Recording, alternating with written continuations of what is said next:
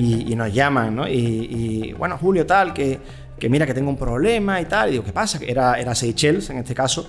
Y digo, pues mira, tenemos aquí un príncipe heredero que ha venido, bueno, pues con todo su equipo, han cerrado el hotel, les ha encantado lo que le han puesto y incluso han pedido que salga el chef. Y al preguntarle el arroz que le han puesto, bueno, pues el chef dijo, pues mira, estamos usando la marca Tilda y dice que quieren llevarse 2 contenedores, ¿no? ¿Qué hacemos?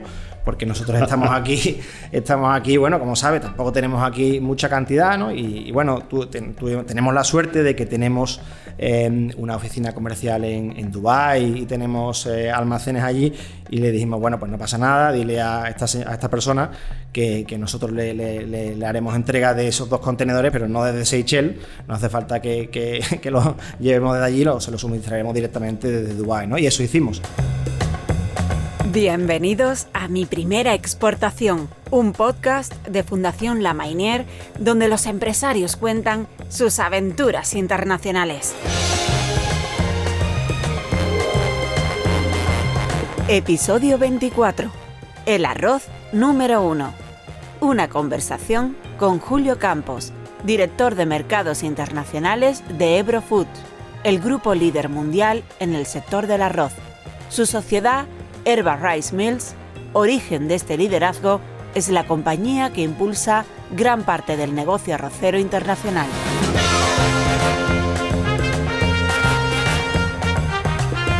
Con el patrocinio de Howden Iberia, especialistas en seguros, en que puedas exportar sin riesgos, en que tu mercancía, tu cobro, tu reputación lleguen siempre a buen destino.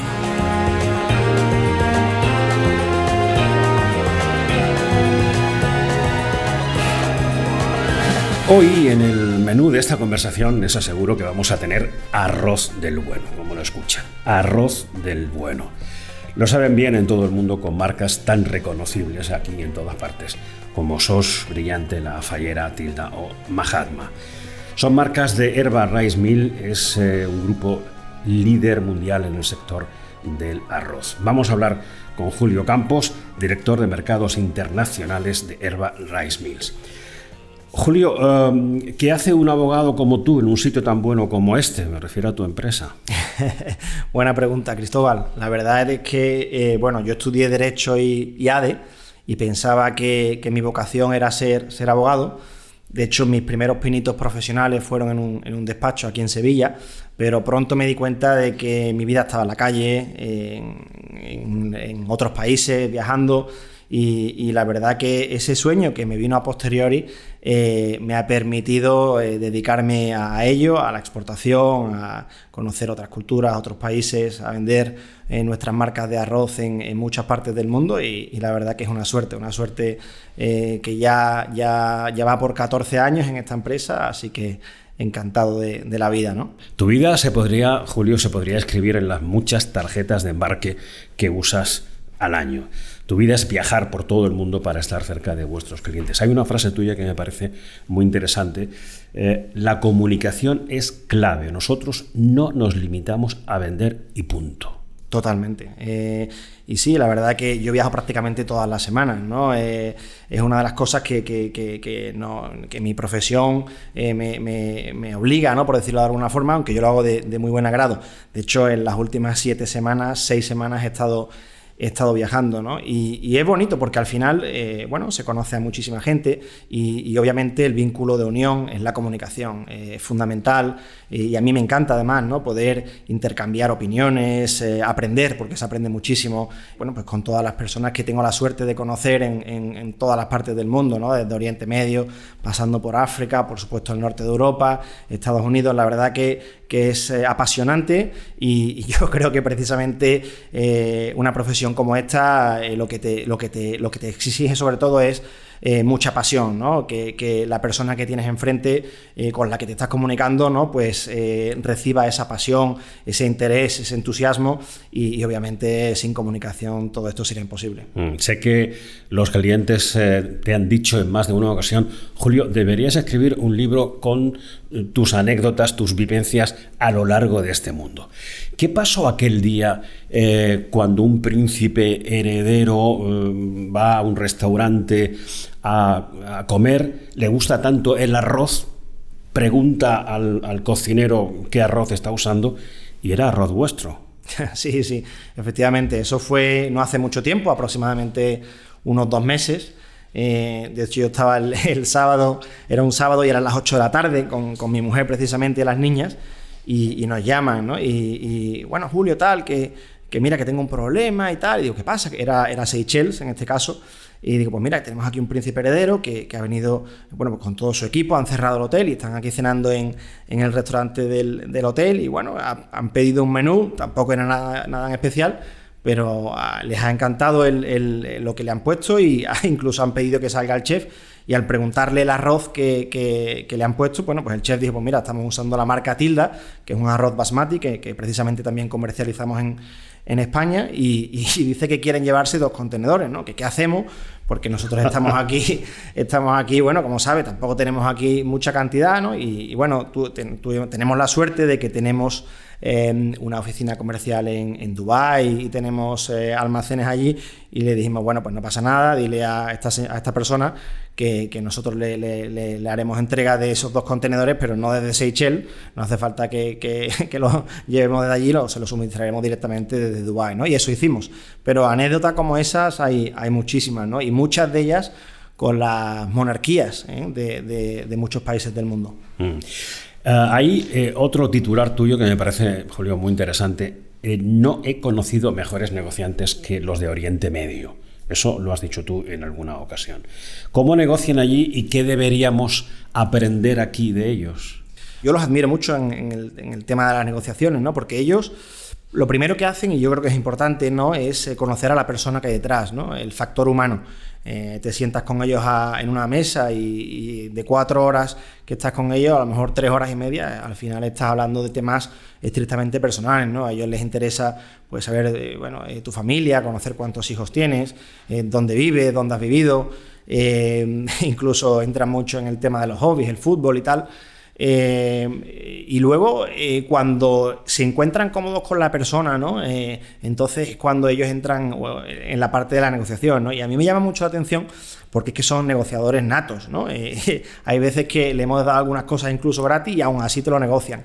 Entonces esa experiencia a mí personalmente me parece impresionante, ¿no? Porque muchas veces te llevan al límite, nunca paran de negociar. Y luego es un poco como antaño, ¿no? Todo es, oye, te doy el brazo, o sea, te doy la mano, ¿no? Nos damos un abrazo, ¿no? El contrato per se no es tan importante, sino te ha dado la mano y eso va a misa, ¿no? Y no es tan digital, ¿no?, como en otras partes del mundo donde hoy en día, bueno, pues todo es a través de un Teams, ¿no? O incluso peor, ¿no?, que te mandan un tender y tienes que poner los precios, los volúmenes, las marcas. O sea, todo muy frío, ¿no? A mí me gusta mucho ese factor personal, ese factor humano, y que, bueno, luego al final a mí me ha permitido ponerlo en práctica en otras partes del mundo, ¿no? Así que la verdad que la experiencia con los clientes de Oriente Medio ha sido muy gratificante.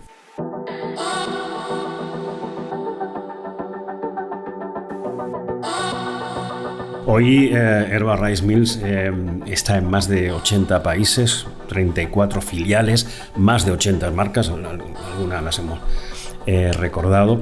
¿En qué país del mundo se consume más arroz?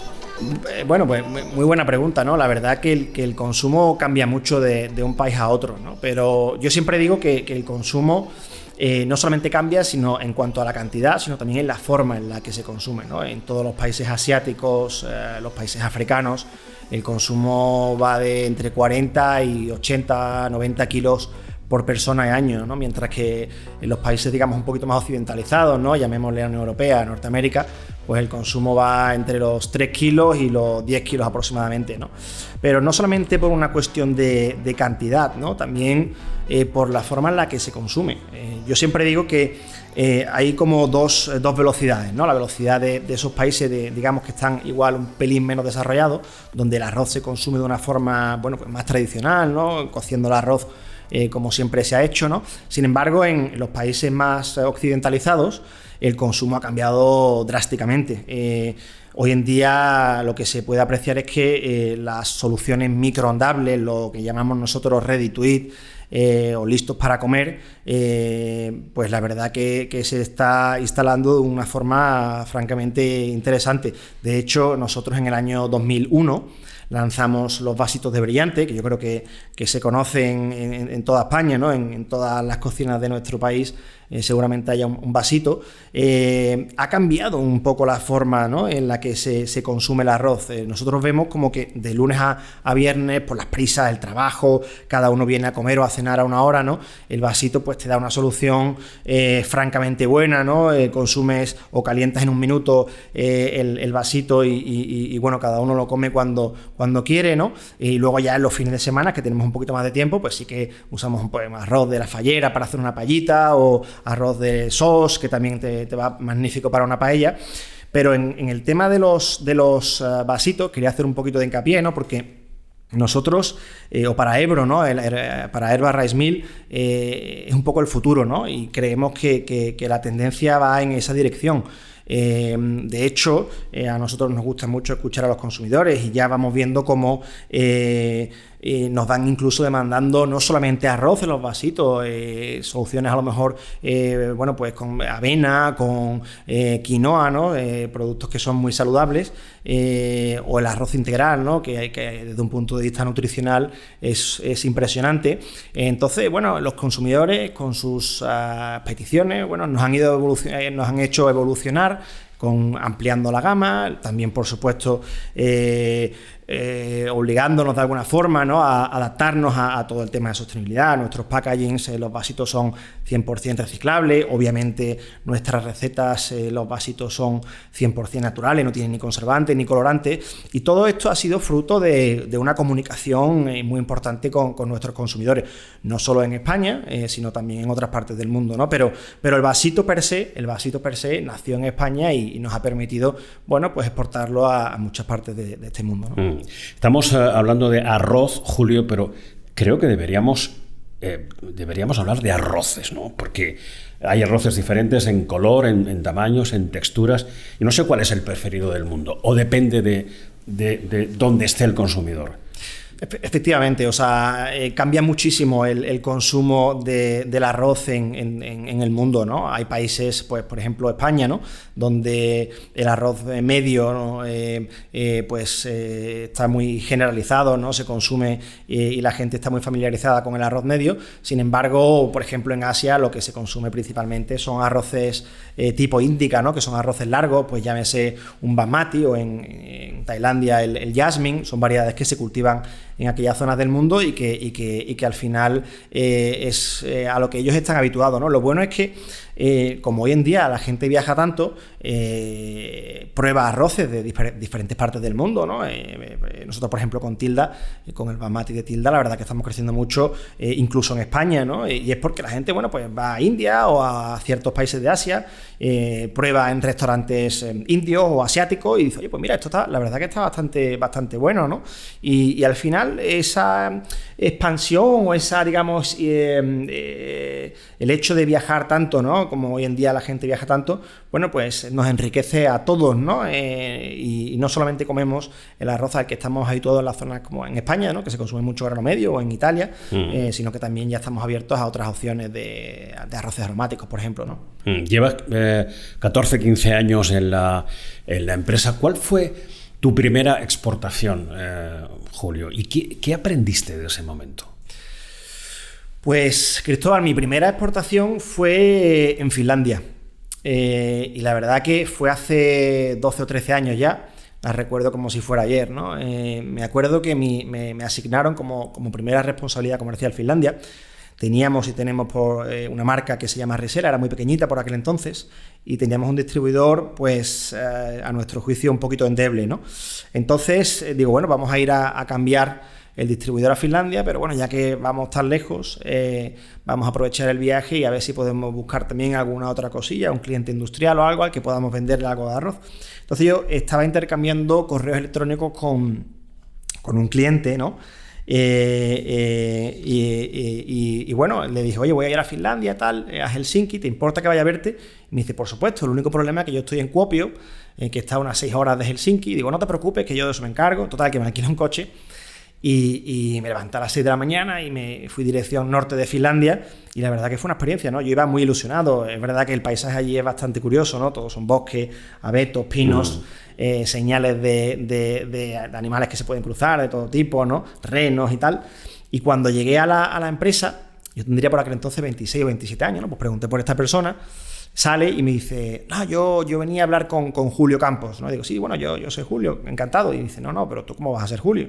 Y digo, bueno, ¿por qué dices eso? Y dice, no, si tú eres un chaval, ¿no? Esta empresa era una pyme, era una empresa que consumía 4 o 5 contenedores de arroz y hacían una especie de arroz con leche, que es muy típico allí en Finlandia. Y pero yo creo... Pero que no es dulce, creo, ¿no? No, efectivamente. En Finlandia al arroz con leche le añaden sal. Entonces, en vez de comerlo como postre, lo comen un poquito como plato principal, ¿no? Una especie como de paella. ¿Cómo se llama eso, Julio? Se llama porridge. Porridge. Y lo hacen tanto con arroz como con avena. Muy curioso. La verdad que la primera vez que lo pruebas no te gusta mucho, pero después le coges el gusto, ¿no? ¿Y qué pasó? Y entonces, claro, yo le vi la cara, ¿no? Y este señor yo lo veía bastante preocupado, porque yo pienso que en aquel momento diría, ¿cómo voy a poner yo mi aprovisionamiento de arroz en manos del chaval este, ¿no? Y entonces le digo, bueno, vamos a sentarnos en tu despacho y tal. Y me dice, no, nos vamos a sentar en la cantina. Y a mí aquello me llamó la atención, ¿no? Porque digo, llevo 6 horas conduciendo y de repente me dice que me siente en la cantina. Yo creo que me quería despachar rápido, ¿no? Y cuando nos sentamos en la cantina, allí que había 3 o 4 o 5 personas de la empresa, ¿no? Un ruido tremendo. Y digo, es que yo tengo aquí para traerte una presentación. Y no te preocupes, Julio. Y total, que al cabo de 4 o 5 minutos ya vi que se relajó, ¿no? Yo creo que el hombre vio que más o menos sabíamos de lo que hablábamos y conocíamos el producto, ¿no? Y al final acabamos cerrando el contrato, pero me llamó mucho la atención y aprendí mucho de esa experiencia, porque cuando cerramos el contrato yo estaba súper contento, era mi primer contrato, mi primera exportación, y sinceramente tenía ganas de darle un abrazo, ¿no? Y bueno, esa efusividad que a lo mejor tenemos en España, pues yo le digo, vamos a celebrarlo, vamos a ir a cenar y tal, y me dice, no, yo ceno hoy en mi casa, y me llamó la atención, y digo, bueno, después de venir 6 horas hasta aquí, ¿no? Y yo estaba súper contento, quería celebrarlo, y entonces aprendí que en la cultura nórdica, ¿no? Allí no siempre hay esa fusividad, ¿no? Esa necesidad de querer intercambiar opiniones o no sé, igual me veía muy joven. O sea, hubo firma de contrato, pero no hubo abrazo. Exactamente. No, cené solo. Me volví solo, pero me volví súper contento, ¿no? Y de hecho sigue siendo cliente nuestro. Es más, hemos desarrollado otras líneas de negocio con ellos y él es una bellísima persona, pero bueno, no son tan expresivos como en otras partes del mundo. Bueno, ¿me recomiendas el porridge o no? Sí. Seguramente la primera... A mí me gusta mucho el arroz con leche, ¿eh? Bueno, pues, me gusta mucho. Pero salado no sé yo. Bueno, es cuestión de acostumbrarse. De hecho, incluso hay veces que le ponen hasta un poquito de canela, ¿no? Y ese contraste de salado con dulce, ¿no? Es curioso, ¿no? La primera vez que lo pruebas no te encanta, la segunda seguramente te guste. Bueno, ¿y qué, desde tu experiencia, la primera, la de Finlandia y las que han venido después, qué dirías a alguien que te está escuchando hoy que le está dando vueltas a la idea de exportar, pero no termina de dar el paso? ¿Qué le dices? Bueno, yo le diría que dieran el paso 100%. Mi sensación muchas veces es que a la gente, ¿no? A los empresarios, a los emprendedores, su principal preocupación es cómo puedo hacer la exportación. O sea, todo lo que es el tema burocrático, administrativo. Y yo siempre digo que eso es lo más sencillo. O sea, dentro de la Unión Europea, a mi juicio, es tan sencillo como mandar un camión desde Sevilla hasta Galicia, ¿no? O prácticamente igual. Dentro de la Unión Europea es súper sencillo. Y fuera de la Unión Europea, quizás la primera vez es un poquito más complejo, pero de verdad yo siempre digo que la principal preocupación de alguien que se plantea exportar no debería de ser eso, creo que es lo más sencillo, sino el tener una buena estrategia, el tener un producto diferenciado. El mundo es enorme y seguramente hay oportunidades de todo tipo, pero yo no soy partidario de hacer la primera oportunidad que se nos presenta, sino analizar bien el mercado, conocer tu producto, ver dónde tu producto puede encajar, tener un buen distribuidor. Al final yo siempre digo que nuestras marcas son nuestros principales activos, ¿no? Y no podemos conformarnos con mandar un contenedor a otra parte del mundo, sino es fundamental que esa marca o ese contenedor tenga una buena distribución, que la traten la marca con todo el cariño del mundo y que le demos el máximo seguimiento posible. Yo siempre digo que es muy importante que no solamente nos conformemos con hacer la venta, sino que le demos el seguimiento máximo que se pueda a ese producto, porque poner una marca o un producto en el anaquel, en la estantería de un supermercado, si no tiene una buena estrategia detrás, al final ese producto va a coger polvo y lo van a acabar retirando de la estantería, ¿no? Así que mi sensación o mi recomendación en este caso es analizar muy bien dónde, cómo y con quién queremos hacer esa primera exportación.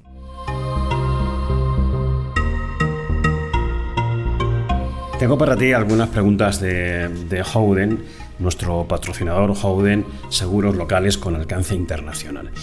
La primera pregunta de Howden, Julio, es si volvieras a tu primera exportación, ¿qué harías exactamente igual? Bueno, exactamente igual, seguramente la pasión, las ganas, la emoción. Yo creo que los clientes que están enfrente aprecian mucho, ¿no?, el interés que se pone en lo que se les intenta vender, ¿no? Yo me acuerdo una vez que me senté a hablar con el director de compra de una de las cadenas de supermercados más grandes de Alemania y me decía, mira Julio, como tú hay 10.000, ¿no? Tú vas a una feria de alimentación y ahí hay millones y millones de marcas, ¿no? Al final es importante que seamos capaces de transmitir, ¿no?, nuestro producto, ¿no?, que tengamos esa pasión, esas ganas, ese interés porque las cosas pasen, ¿no? Yo creo que eso es algo que hay que tenerlo siempre si te quieres dedicar a la exportación o a la venta en sí, ¿no?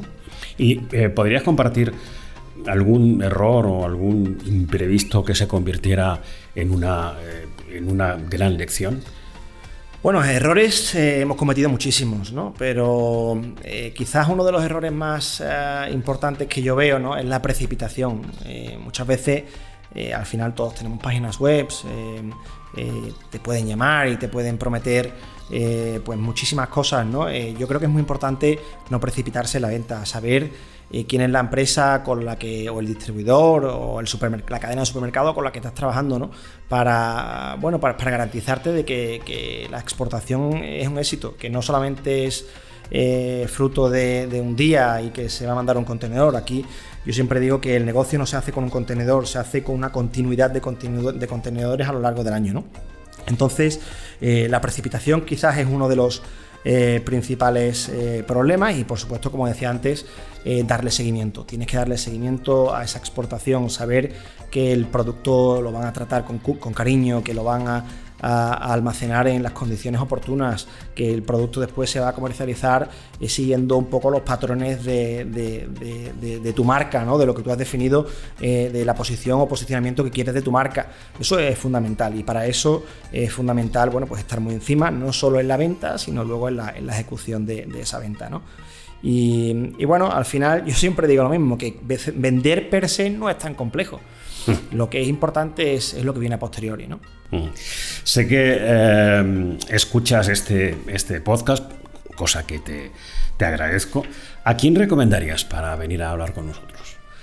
Pues mira, el podcast me encanta y creo que hacéis muy bien en darle voz a empresas españolas, ¿no?, para que sirva un poco también de inspiración para aquellas empresas que no han exportado nunca. Yo, de hecho, incluso me ofrezco a ayudar a quien haga falta.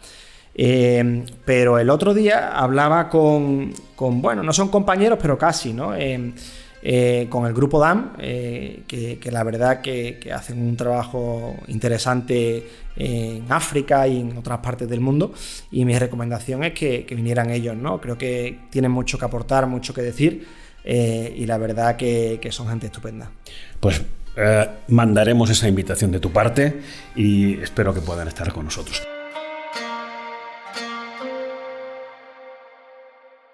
Bueno, tengo otra pregunta de encargo para ti, Julio. Es la pregunta de un buen amigo apasionado del arroz y que está empezando en el complicado mundo de hacer paellas. La paella, que es un plato exquisito pero muy traicionero, porque un día te sale de lujo y al día siguiente es para que te echen. La pregunta es, ¿cuál es el mejor arroz para la paella? Eso es una pregunta difícil, ¿no? Como dice el refrán, cada maestrillo tiene su librillo. Hay gente que lo que le gusta es el arroz bomba, ¿no? Yo siempre digo que esos que usan el arroz bomba pues son los que tienen una mano fina, ¿no? Que tienen unas cualidades como chef bastante buenas.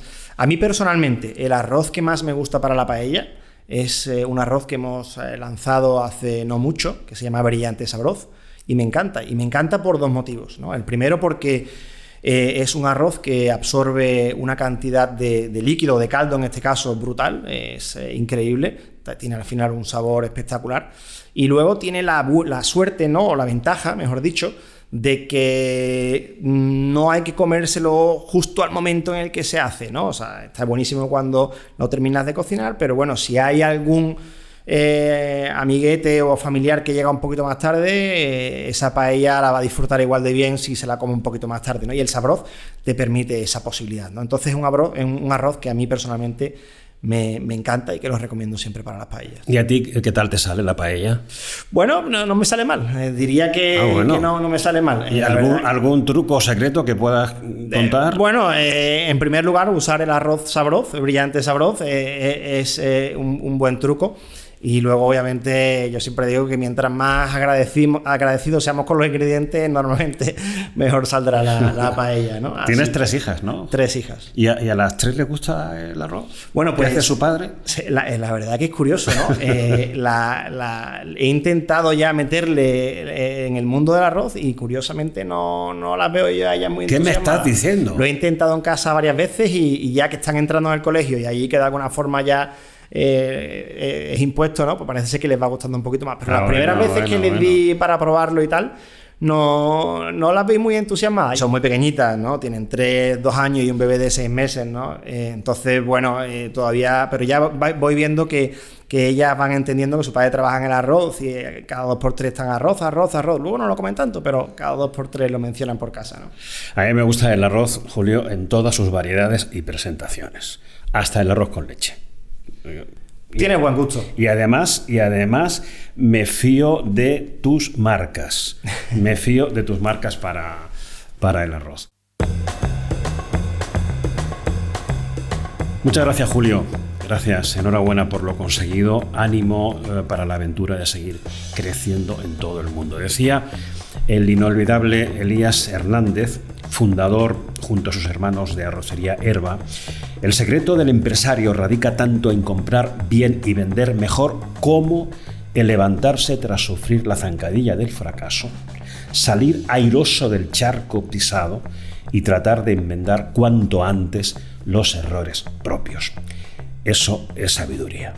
Me alegra mucho que termines con esta frase de don Elías, porque nos dejó el año pasado y la verdad que ha dejado un legado en nuestra empresa, y yo diría también que como marca España, ¿no? Porque empezar un negocio en San Juan de Alfarache, en Sevilla, ¿no? Y acabar siendo la empresa más grande del mundo en un producto tan importante como el arroz, la verdad es que es para estar muy orgullosos, ¿no? Y esa sabiduría que dice esa frase, yo creo que refleja un poco su trayectoria como profesional y como persona, y el legado que nos ha dejado lo han seguido la siguiente generación con don Antonio y don Félix, y por supuesto las siguientes generaciones, así que totalmente de acuerdo con esa frase y muy contento de terminar este podcast con una frase de don Elías.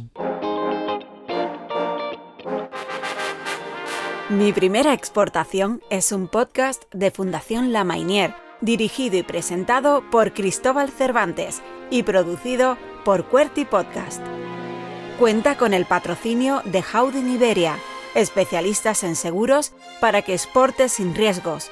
Tu mercancía, tu cobro y tu reputación siempre protegidos. Si quieres participar en esta iniciativa o quieres contactar con nosotros, hazlo a través de la web miprimeraexportacion.es. Desde esta web podrás escuchar nuestro podcast. También puedes suscribirte a Mi Primera Exportación en tu plataforma de audio favorita.